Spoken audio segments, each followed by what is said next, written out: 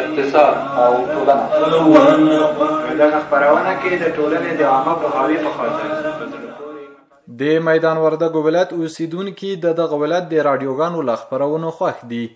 د دوی په وینا خپرونو یې ورباندې مثبت اغیز کړی او همیشه د رادیوګانو ترڅنګ پاتې کیږي. میدان وردګو ملي رادیو څخه د روغتیا خپرونه په ژوندۍ بڼه اوري. رادیو منګاورو او رادیو دغه لومړنۍ رسنیونه چې په افغانستان کې ډېره ښه ځلېدلې ده او تاریخي مخینه لري. د افغانستان خلک له رادیو سره ډېره مینه لري نسبت تر نورو رسنیو نه. رادیو سره ډېر بلد هم دي او مینوال هم ډېر دي.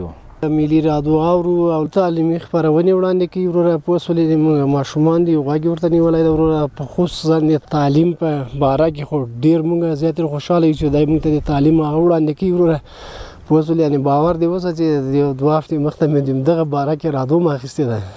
د یاد ولایت د رادیوګانو مسؤلین وایي په تعلیمي اقتصادي او همداشان د ژوند په ټولو چارو کې ورته لازمې ثبتي او ژوندۍ خپرونې وړاندې کوي چې هر خپرونه ځانګړي مینوال لري. په پراخه پیمانه موږ اوریدونکي لرو ځکه د میدان وردګو ولایت اوسیدونکي ټول فرهنګي او فرهنګپاله خلک دي.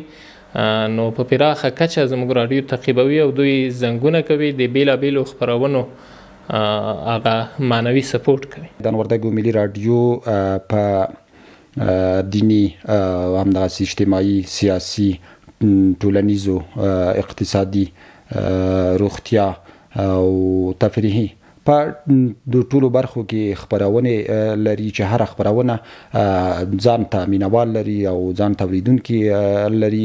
موږ د صفتي خپرونو ترڅنګ هر شپه ژوندۍ خپرونې هم لرو. د ویلو ده چې په یاد ولایت کې تر 10 پورې صفتي غږیز او تصویري رسنۍ فعالیت لري.